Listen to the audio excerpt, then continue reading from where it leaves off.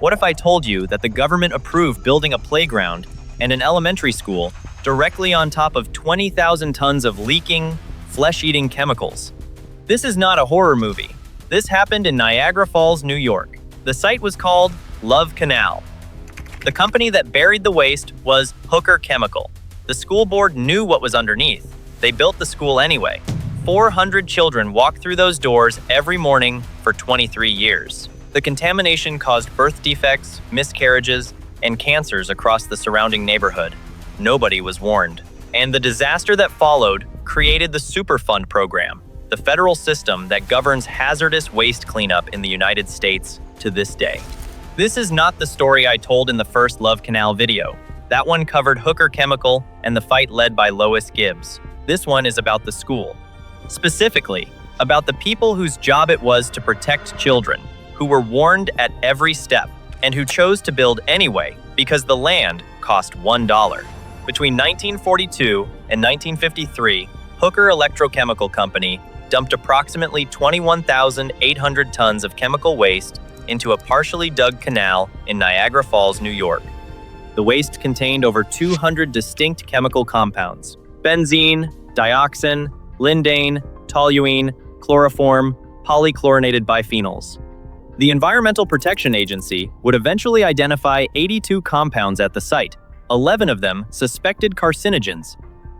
Hooker purchased the canal outright in 1947. They used it as an open dump. Drums of liquid waste were rolled in. 4 to 5 drums broke open every day, according to employee William Wagner, who worked at the canal from 1948 to 1953. When the dumping stopped, Hooker covered the site with a clay cap and considered the matter closed. Then the Niagara Falls Board of Education came looking for land. The post-war baby boom had pushed Niagara Falls past 98,000 people. The school board was desperate for affordable land. By March 1951, they had already drawn up maps showing a school built directly over the canal. They pressured Hooker to sell. When Hooker resisted, the board threatened to seize the property through eminent domain. April 28, 1953, Hooker signed the deed. The purchase price, $1.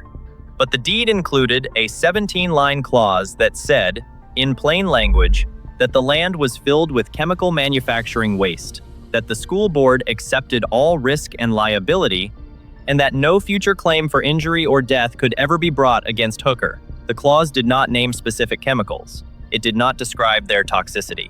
But it made one thing clear. There was industrial waste in the ground, and anyone who built on it did so at their own risk. Here is what the school board did with that information.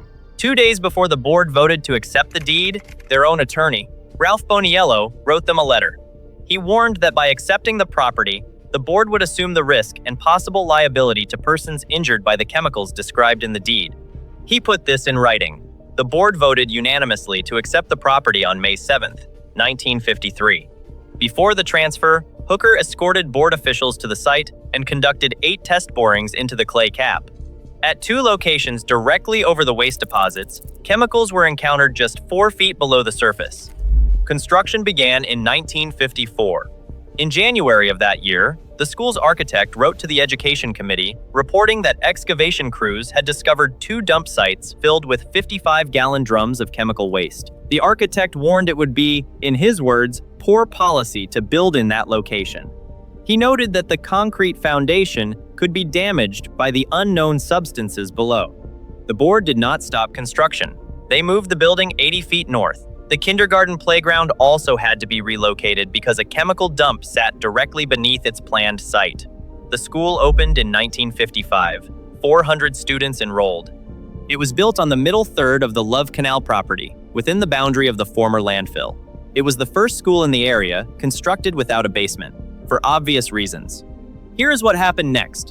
In 1955, a 25-foot section of ground collapsed near the school, exposing chemical drums that filled with rainwater.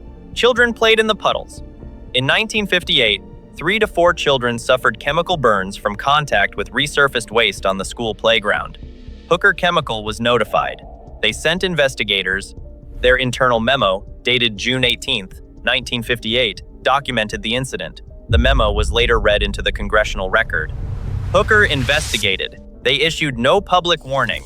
The company later acknowledged this was, quote, due to concern that this might be interpreted as liability. Children were being burned by chemicals on the playground. The company that buried those chemicals knew. The school board that built on them knew. Nobody told the parents. For context, in August 1953, just months after accepting the property, the board voted to remove 4,000 cubic yards of fill from the waste site for use at another school. The city of Niagara Falls compounded the damage by breaching the canal's protective clay cap during sewer construction in 1957. These actions broke the containment that was supposed to keep the chemicals underground. Lois Gibbs moved to 101st Street in 1972. Her son Michael began attending the 99th Street School in September 1977.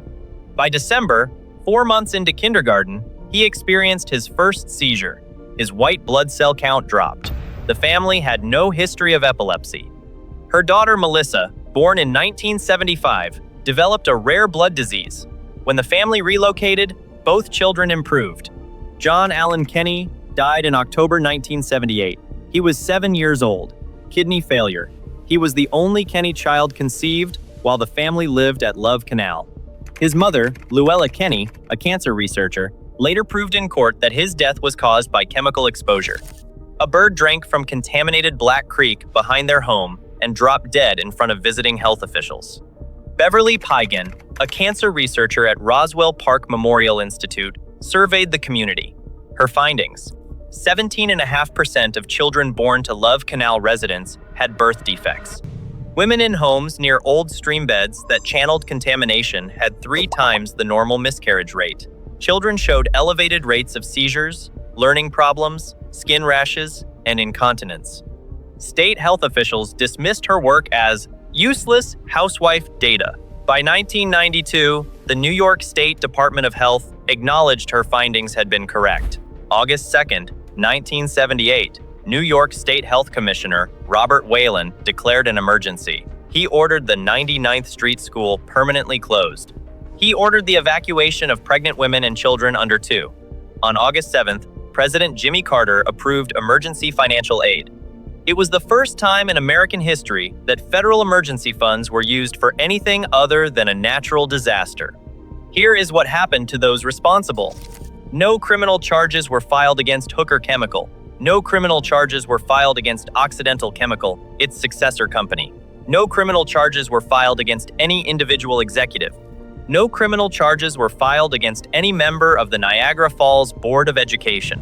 Occidental paid $20 million to settle a class action brought by 1,328 residents. $98 million to New York State. $129 million to the federal government. Total, $247 million. Cleanup cost $400 million. The school was demolished on June 6, 1983. Peter Longheen, a board member during the land acquisition, told a journalist in 1980 that the board did nothing wrong and had no legal responsibility. Then he refused to say anything else. Another board member, Robert Brezing, hung up the phone. Remember, the sale price for the land was just $1. The cleanup cost $400 million. The 21,800 tons of chemical waste remain buried at Love Canal today, sealed under a polyethylene cap that requires permanent monitoring.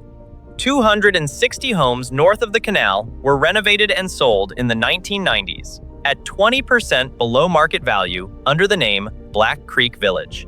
No signage marks the site. The lies just keep on rolling. Love Canal became the first site on the Environmental Protection Agency's National Priorities List. It was the primary reason Congress passed the Superfund law in December 1980, creating a federal program to clean up the worst contaminated sites in the country. That law exists because a school board in Niagara Falls, New York, built a school for 400 children on top of a chemical dump for $1 and told no one what was underneath. If you want to see how this story began, I covered the full Hooker Chemical and Lois Gibbs investigation in a previous video. I will link that here in the outro. If you know of other stories where the people responsible for protecting the public chose not to, leave them in the comments. Thanks for watching. Don't forget to hit the subscribe button in the middle for more corporate negligence, environmental health disasters, and abandonment stories from across America and beyond. Then click the video on the left to watch similar stories, like this. Or if you really want to get stuck in, click the playlist on the right. New videos every Saturday, Sunday, and Monday. I'll see you in the next video.